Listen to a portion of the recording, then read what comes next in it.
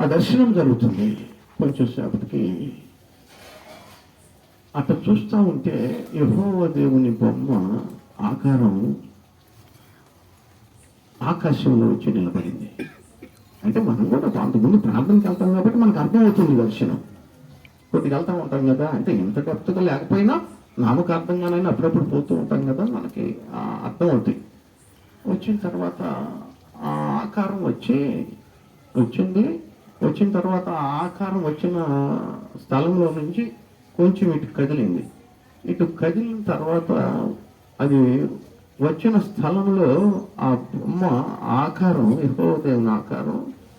యెహోవా దేవుని ఎట్లా గుర్తుపట్టగలుగుతామంటే యేసుక్రీస్తుకి యెహోవా దేవునికి మధ్య ఒక డిఫరెన్స్ ఉంది. యేసుక్రీస్తు తల వెంట్రుకలు కానీ ఇవన్నీ మీసాలు కానీ గడ్డం కానీ నల్లగా ఉంటుంది. యెహోవా దేవునికి ఈ వెంట్రుకలు మీసం గడ్డం తెల్లగా ఉంటుంది.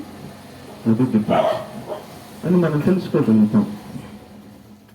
కాబట్టి అది తెలుసుకున్నాను, ఇది యెహోవా దేవుని ఆకారం అనుకున్నాను.